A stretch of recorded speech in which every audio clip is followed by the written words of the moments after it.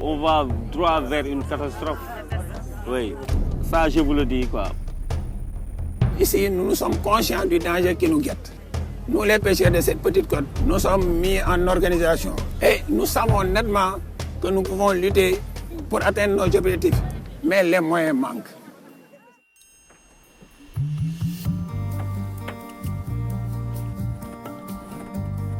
Quand on met en place une norme ou quand on met en place une législation, il faut être enclin derrière à mettre des contrôles serrés, réguliers et souvent pour que ça soit respecté.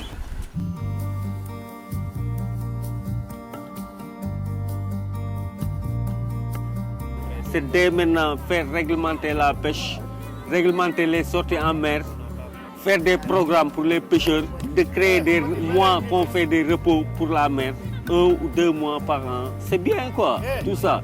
Peut-être que c'est dur, parce qu'on reste 2 mois sans pour autant aller en mer, on n'a pas de poisson. Mais on peut rester 2 mois sans aller à la pêche. Cette période-là, laisser un peu la mer vivre quoi. Et puis créer des zones, des zones protégées, des AMP quoi. Augmenter les AMP.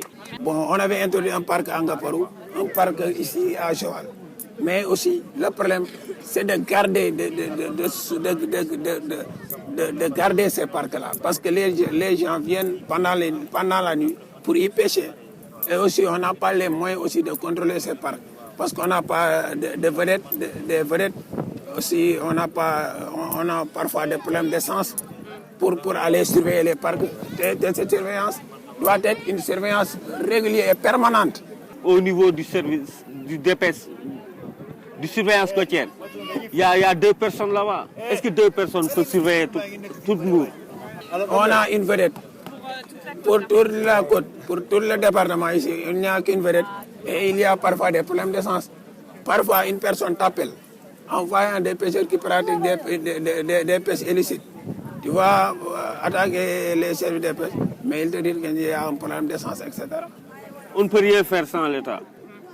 Parce que c'est l'État qui donne les moyens. C'est l'État qui met les services de pêche, les surveillants, les postes de contrôle. Et tous les autres, il faut équiper ces structures, mettre des moyens humains, plus d'agents au niveau des services, renforcer la surveillance communautaire comme nous.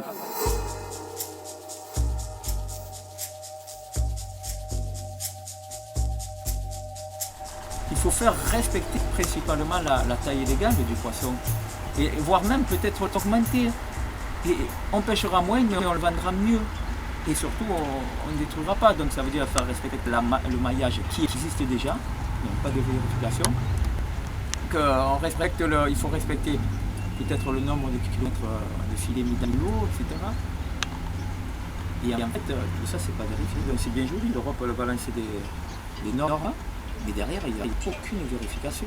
Les États de la communauté européenne, donc qu'ils jouent véritablement le jeu pour éviter le recyclage des produits issus de la pêche illégale dans la légalité pour que ces produits ne rentrent pas de façon légale dans les marchés européens pour être proposés aux consommateurs. Je pense que ça, c'est un enjeu de taille.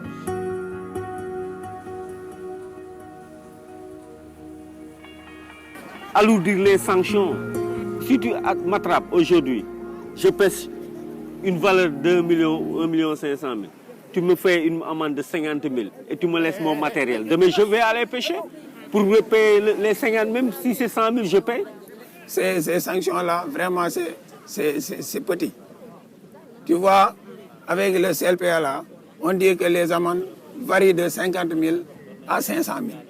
Tu pêches, tu gagnes un produit de 1 million, on te fait une amende de 50 000 francs. Demain, tu vas repêcher. Si vous regardez un peu les amendes, n'est-ce pas, qui sont infligées à ces navires, ces amendes sont tellement dérisoires que, ben écoute, ces navires ne vont même pas, ils vont toujours risquer le pari, n'est-ce pas, d'aller faire cette activité, puisqu'ils savent que, de toute façon, ce qu'on va payer est tellement dérisoire que ben, ça vaut le coup de pêcher.